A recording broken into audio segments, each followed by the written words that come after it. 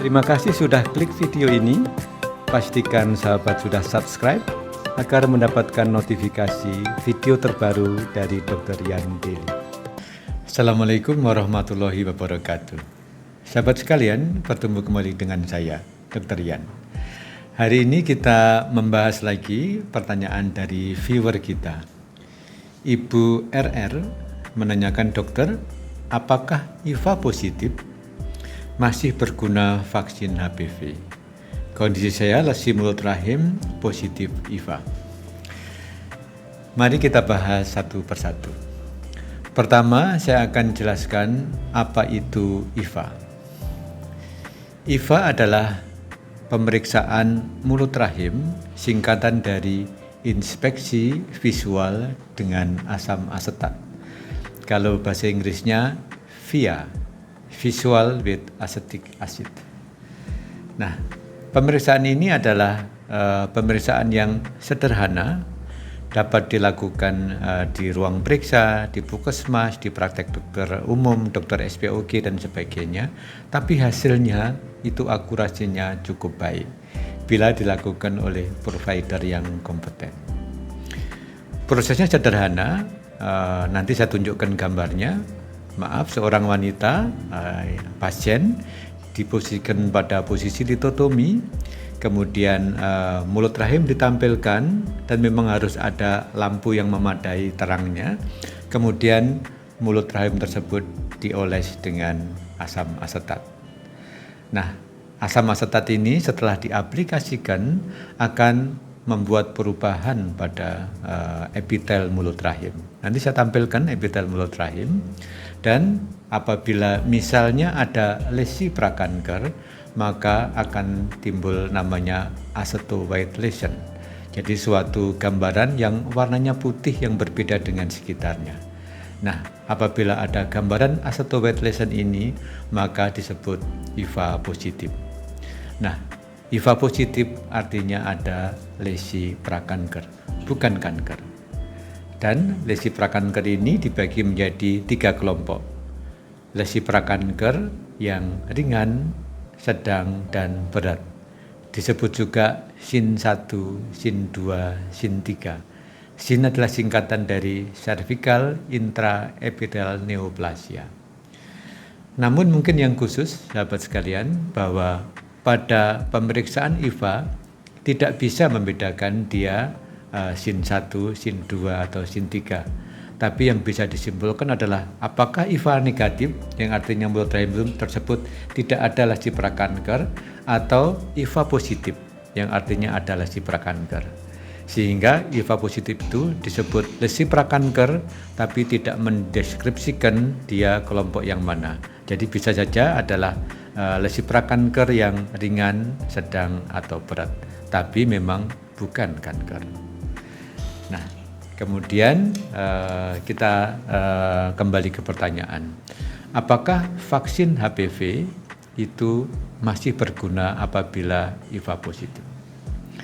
Sahabat sekalian, seperti yang sudah kita pahami, bisa diklik di video-video sesi sebelumnya, bahwa kanker mulut rahim itu disebabkan oleh HPV atau virus HPV, Human Papilloma Virus.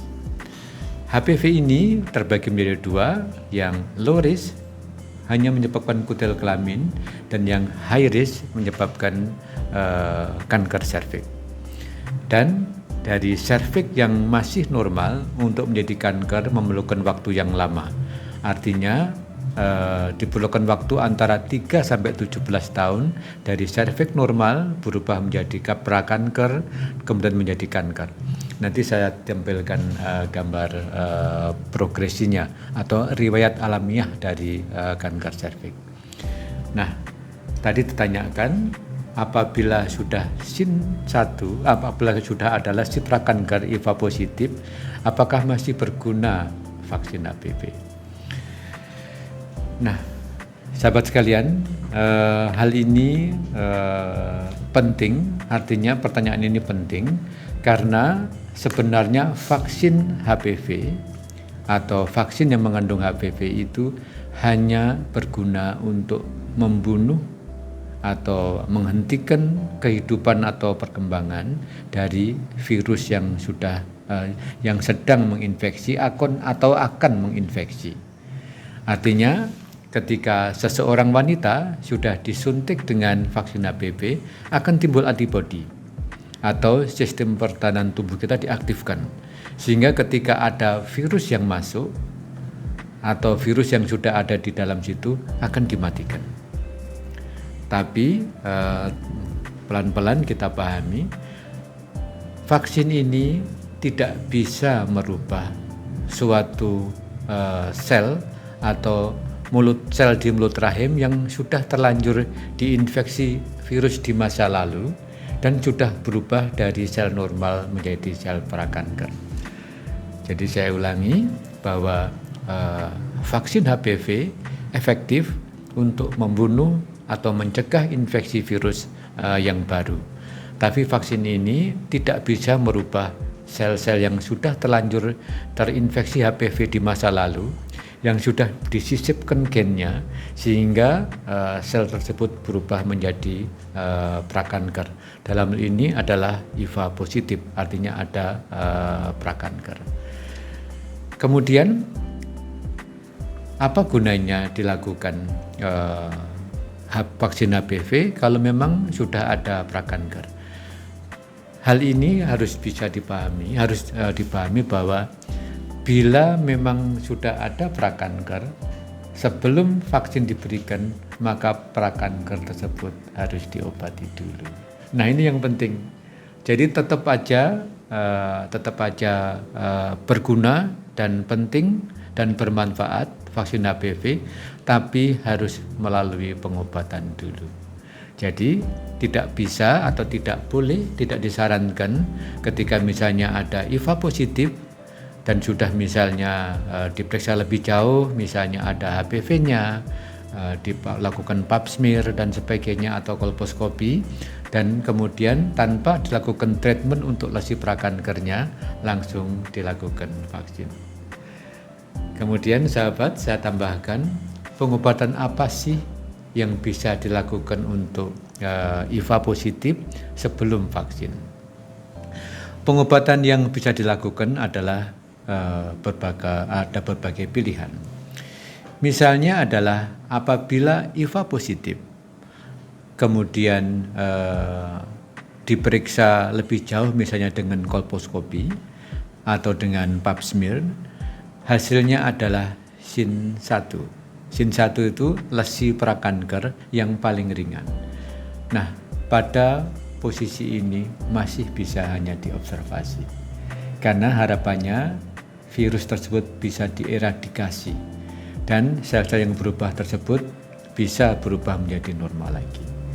Namun apabila sudah banyak keputihan, berulang, ada erosi dan sebagainya, maka pada SIN1 bisa dilakukan counter.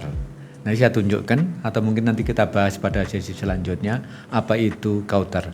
Prinsipnya sel-sel yang ada prakanker dimatikan dengan suhu panas, dengan listrik, dengan elektrokauter. Pilihan yang kedua adalah dengan krioterapi. Jadi sel-sel mulut rahim yang sudah ada HIV positif, ada prakanker itu didinginkan sampai minus 20 sampai minus 40 derajat Celcius, selnya mati, kemudian ada epitel baru, sehingga yang tumbuh adalah epitel yang baru, mulut rahimnya normal lagi. Nah, pilihan lainnya adalah dilakukan eksisi. Jadi misalnya pada SIN2 atau SIN3 dilakukan eksisi. Eksisi itu diambil. Jadi mulut rahimnya diambil sedikit pada yang positif HIV tadi. Atau dilakukan konisasi. Konisasi adalah dipotong membentuk kerucut sehingga seluruh permukaan epitel rahim, mulut rahim yang tidak sehat terambil semua. Dan diharapkan terjadi reepitelisasi sehingga menjadi licin kembali atau normal kembali. Nah, setelah normal baru dilakukan vaksin.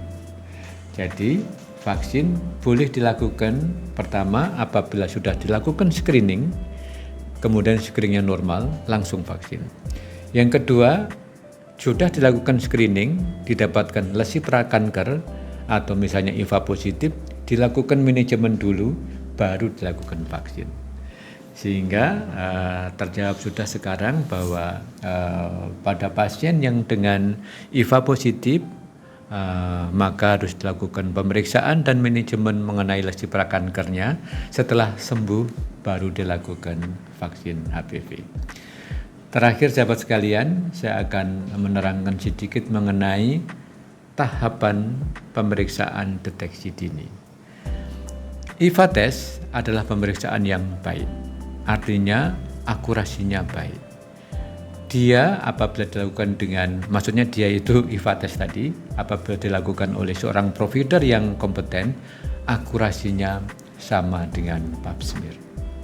Jadi biayanya lebih murah, tapi dengan akurasi yang baik. Kemudian pemeriksaan selanjutnya yang bisa disandingkan dengan IVA dan pap smear pada tingkatan di atasnya adalah dilakukan HPV test. Jadi apakah di mulut rahim tersebut memang terinfeksi HPV atau memang sedang terinfeksi dan sebagainya.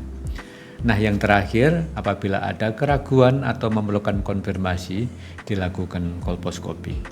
Pap smear dan kolposkopi bisa menentukan derajat dari lesi prakankernya, apakah ringan, sedang, dan berat, dan itu menentukan manajemennya. Jadi demikian sahabat, semoga penjelasan ini bermanfaat. Silakan ajukan pertanyaan kalau memang belum cukup jelas, atau mungkin bisa share pengalaman Anda, dan akan kita bahas pada sesi selanjutnya pada kelompok video ASMI Tanya Dr. Yan. Demikian, take care, stay healthy, see you tomorrow. Mari dukung channel ini dengan memberikan like, share, comment, and subscribe.